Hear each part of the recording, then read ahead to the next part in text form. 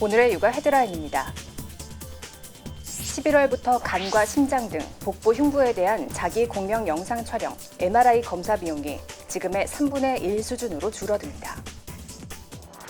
녹색소비자연대의 시험 결과에 따르면 P&G와 피존의 섬유유연제 제품에서 미세 플라스틱 성분이 검출된 것으로 나타났습니다. 서울시가 2005년 고령화 사회에 진입한 데 이어 이번에 처음으로 고령 사회에 진입했습니다. 이상 오늘의 육아 헤드라인이었습니다.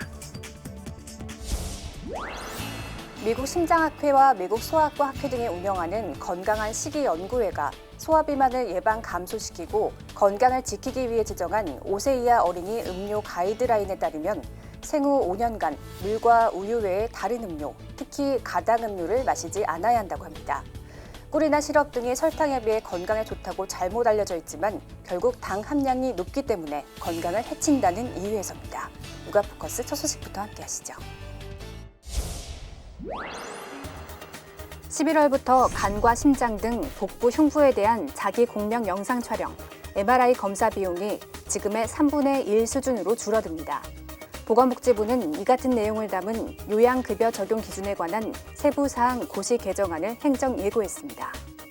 지금까지 복부 흉부 MRI 검사는 암질환 등 중증 질환만 제한적으로 건강보험이 적용됐지만 앞으로는 MRI 촬영이 필요한 질환이 있거나 해당 질환이 의심돼 의사가 정밀 진단이 필요하다고 판단한 경우까지 적용됩니다. 이렇게 되면 환자의 의료비 부담은 평균 49만 원에서 75만 원에서 16만 원에서 26만 원으로 낮아집니다. P&G와 피존의 섬유유연제 제품에서 미세 플라스틱 성분이 검출됐다는 조사 결과가 나왔습니다.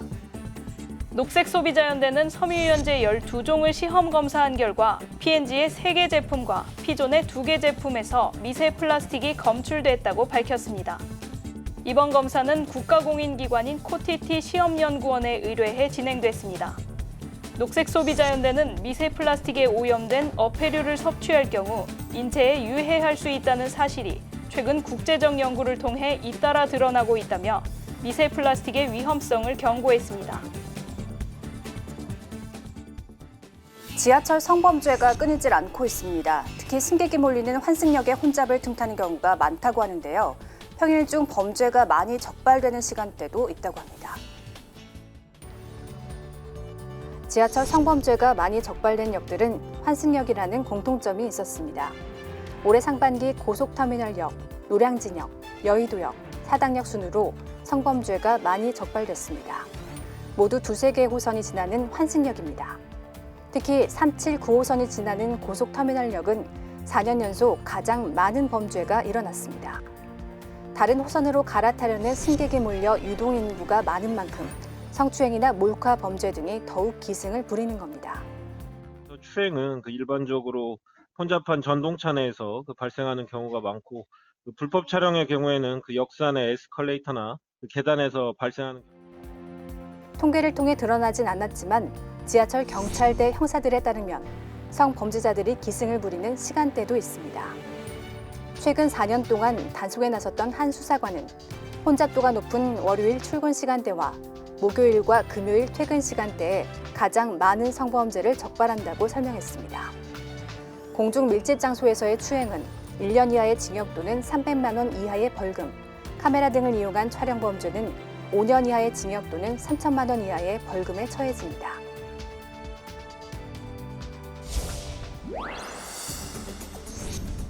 지난해 말 서울시 전체 인구는 1,004만 9,607명.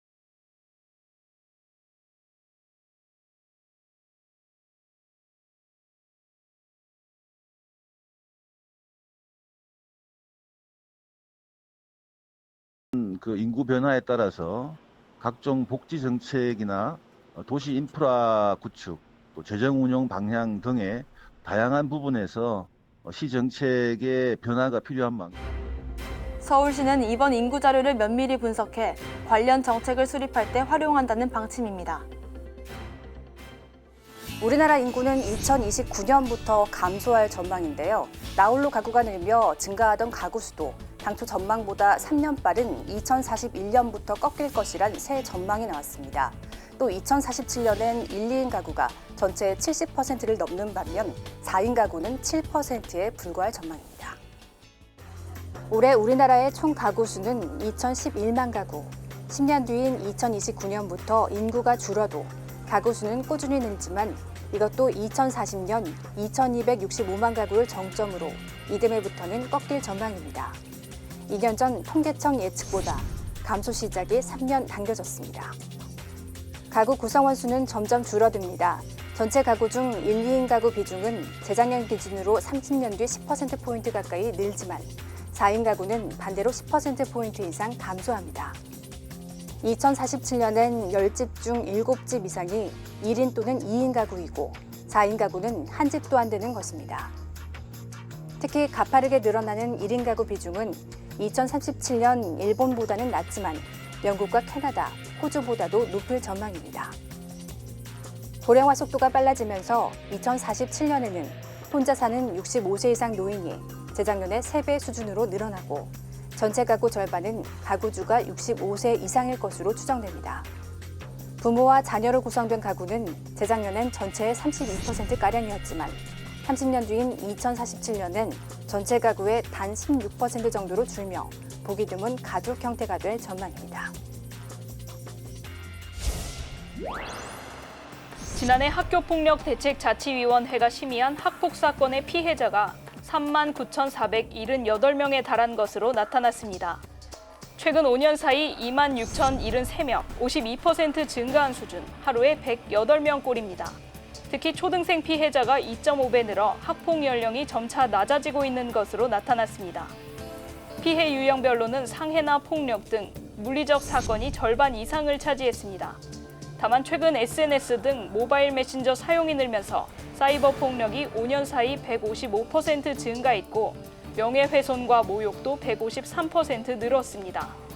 가해자와 피해자를 분리하는 조치는 드물게 이뤄진 것으로 조사됐습니다.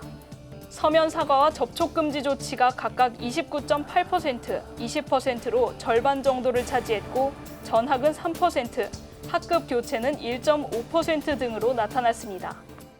처벌도 더 좀 강화할 필요가 있지만 사전에 예방할 수 있는 아이들의 어떤 정서 교육, 또 소통 교육 이런 좀 근본적인 예방 조치가 교육부는 이러한 학교 폭력과 청소년의 극단적 선택 등을 막기 위해 교과 과정과 연계한 사회정서 교육 프로그램을 운영할 방침입니다. 감정 조절과 생명 존중, 관계 증진 능력을 키우는 과정으로 이번 2학기에 부산과 전북 2개 학교를 실험학교로 지정해 학부모 교육도 실시합니다. 수십조 원을 쏟은 저출산 대책에도 우리나라 여성 1명의 예상 출산 자녀 수는 0.98명으로 세계 최저입니다. 일할 사람은 줄고 부양받을 사람만 늘고 있는데요. 그래서 정부가 출산 장려 일변도에서 고령자가 일을 더 할 수 있게 하고 외국인을 더 받아들이는 쪽으로 정책 방향을 수정합니다. 고령화와 인구 감소에 대응하기 위한 정부 수정 대책의 골자는 출산 장려 외에 고령자와 외국인 노동력 활용 확대 정책을 병행한다는 것입니다. 정년 후 계속 고용, 재고용, 재취업 등 고령자 고용 촉진을 위한 인센티브의 확대, 그리고 외국 인력의 활용도 제고, 해외 우수 인재 유치 강화 등을 주 내용으로 담고 있습니다. 우선 60세 이상을 고용한 기업에 지원되는 고령자 고용 지원금을 내년부터 분기당 27만 원에서 30만 원으로 늘립니다. 정년을 넘은 직원을 자발적으로 계속 고용하는 기업에 매달 일정액을 주는 고령자 계속 고용 장려금 제도 시행하고 고용 연장을 의무화하되 정년 연장, 재고용 등 형태는 기업에 맡기는 계속 고용 제도 2022년부터 논의할 계획입니다. 젊은 사람이 줄어드니 건강하고 일할 의욕 있는 고령자가 계속 일할 환경을 만들겠다는 이야기입니다.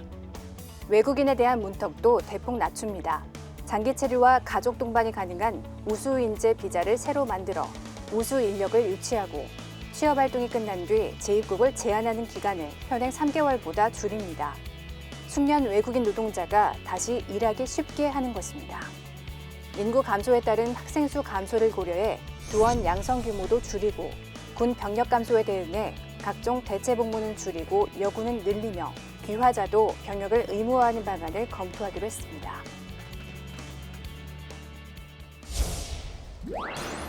교육부가 일부 대학을 대상으로 학생부 종합전형 실태조사를 실시합니다.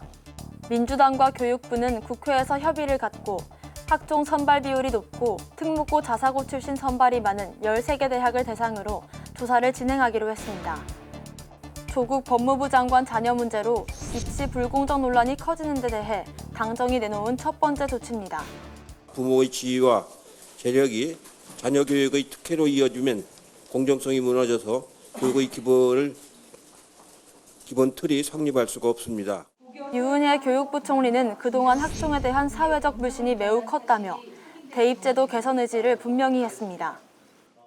학생부의 비교과 영역, 자기소개서 등 현재의 대학 입시 제도 내에서 부모의 힘이 크게 미치는 부분은 과감하게 개선할 것입니다.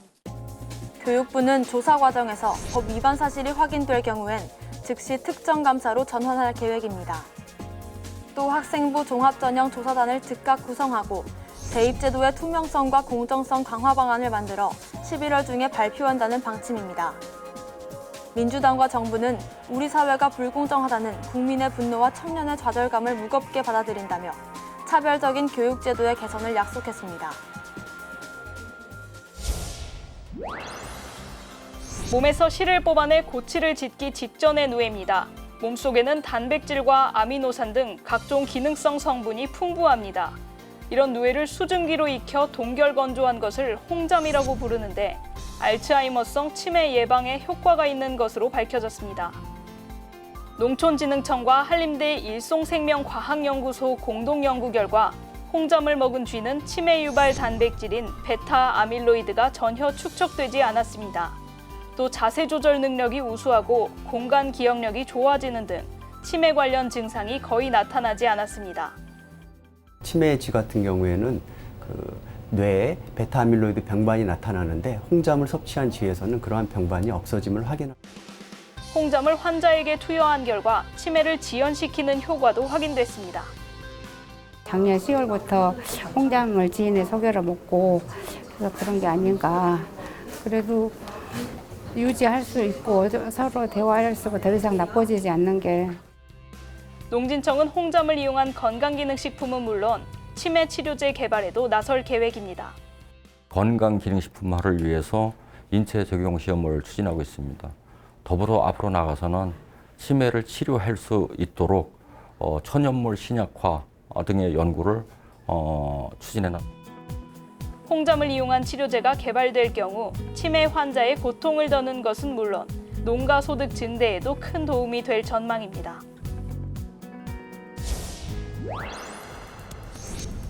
가을 산행에서 무엇보다 주의해야 할 사고는 심장 돌연사입니다. 국립공원공단에 따르면 최근 5년간 국립공원 내에서 발생한 사망사고 106건 중 심정지로 인한 사고는 59건으로 절반을 넘어섰습니다. 이어 추락사 익사순이었습니다. 공단 관계자들은 심정지 사고는 특히 9월부터 11월까지 많이 발생한다고 말합니다. 가을철에 심장돌연사가 가장 많이 발생하고 있고요. 그 이유로는 갑작스런 기온 변화에 적응하지 못한 상태에서 무리하게 산행을 하다가 사고를 예방하려면 산에 오르기 전 자신의 체력과 당일 건강 상태에 맞는 탐방로를 선택하고 충분한 준비 운동을 해야 합니다. 특히 심정지를 주의해야 하는 심혈관 질환자들은 전조 증상이 나타날 수 있습니다. 흉통을 느낀다든지 호흡곤란을 느낀다든지 어지러워진다든지 하는 증상을 느낄 수가 있습니다. 휴식을 취한 이후에 증상이 회복된다고 해서 등산을 재개하는 것보다는 전문 의료기관에서 평가를 제대로. 전문가들은 혼자보다는 여럿이 함께 산행을 즐기고 심폐소생술을 숙지해 두는 일도 잊지 말아야 한다고 조언했습니다.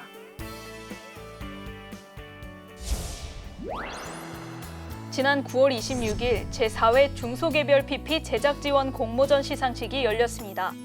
롯데홈쇼핑과 한국언론학회가 공동 주최하고 과학기술정보통신부가 후원한 이번 공모전은 방송 제작 산업 발전을 위한 토대 구축과 중소개별 PP의 제작 의욕 고취를 위해 마련됐습니다. 금번 공모전에는 7개 방송사가 수상했으며 자사는 우리 아이 SOS 안전바이블 프로그램을 공모해 교양 우수 부문에서 수상했습니다. 육아방송은 앞으로도 양질의 방송 프로그램을 제작할 수 있도록 최선의 노력을 다하겠습니다. 2019년 3분기 육아방송 시청자위원회가 개최됐습니다. 이날 회의에는 김은산 시청자위원회 위원장을 비롯한 시청자위원과 자사 조혜진 이사장, 김호중 편성제작본부장 등이 참석했습니다. 김은산 시청자위원회 위원장은 개회사를 통해 시청자 권익 보호와 좋은 방송 프로그램을 위한 고견들을 자유롭게 밝혀달라고 말했습니다. 조혜진 이사장은 환영사를 통해 시청자위원들의 노고에 감사하다고 전하며 육아방송의 지속적 발전을 위한 논의의 장이 되길 바란다고 밝혔습니다. 김호중 편성제작본부장은 현황 보고를 통해 육아방송의 3분기 방송 프로그램 현황을 소개하고 4분기 계획을 설명한 뒤 이에 대한 시청자위원들의 의견을 구했습니다. 시청자위원들은 방송 프로그램에 대한 평가와 발전 방안에 대해 자유롭게 논의했습니다. 주요 의견으로는 방송 프로그램 제작 관련 개선 방안, 수익 증대를 위한 송출 플랫폼의 다변화, 시청자의 요구 반영을 위한 노력 등이 있었습니다. 육아방송은 이날 회의에서 나온 의견들을 잘 반영해 시청자 여러분께 더욱 사랑받는 육아방송이 되도록 노력하겠습니다.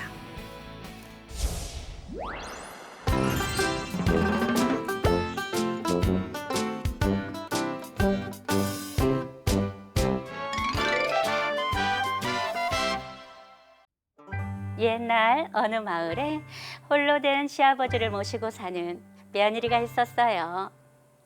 아버님, 식사하세요. 오냐? 에이, 잘 먹으마. 며느리는 매일 시아버지께 꽁보리밥과 간장만 드렸어요. 하지만 남편의 밥상에는 쌀밥에 고기 반찬이 푸짐하였지요. 부인, 아버지께서도 고기 반찬을 좀 드렸소.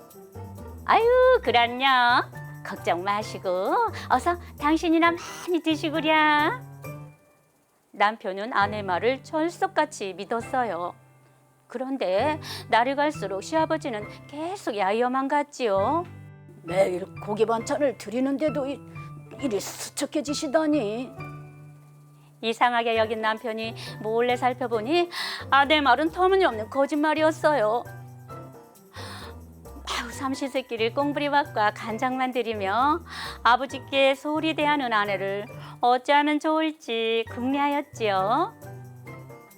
하루는 집신을 삼으며 두런두런 이야기를 나누던 중 아내에게 넌지시 말을 건넸어요.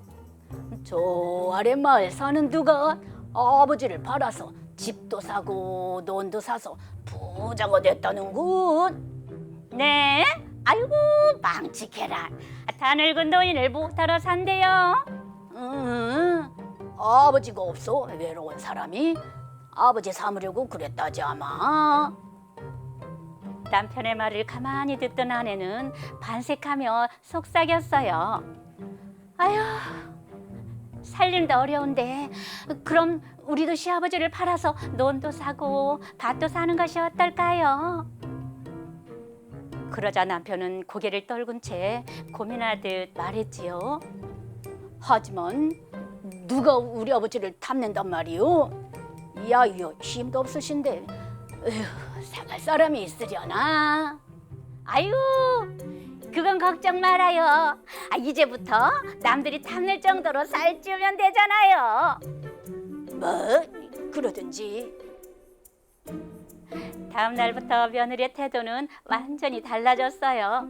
맛있고 몸에 좋은 건 무조건 시아버지 차지가 되었지요. 아버님, 또 드시고 싶은 게 있으시면 언제든지 말씀만 하세요. 오냐, 고맙구나. 늘 기운 없어 방 안에 누워있기만 하던 예전과 달리 가난한 아들을 대신하여 땔감도 구해왔지요. 아버지, 제가 하겠습니다. 그만두세요. 아니다. 며느리 덕분에 이렇게 몸이 좋아지니 힘이 솟는구나. 그러자 집안은 활기가 넘치고 며느리 얼굴에도 웃음꽃이 피었어요. 그러던 어느 날 남편이 아내를 불러 조용히 말했지요. 부인, 아버지가 기운을 되찾은 듯하니 사갈 사람 있는지 한번 알아볼까? 아내는 질겁하며 손사래를 쳤어요. 무슨 소리예요? 어떻게 아버님을 남에게 판단 말입니까? 안 돼요. 남편의 지혜로 시아버지를 살찌우는 며느리는 그 후로 지극한 여부가 되었답니다.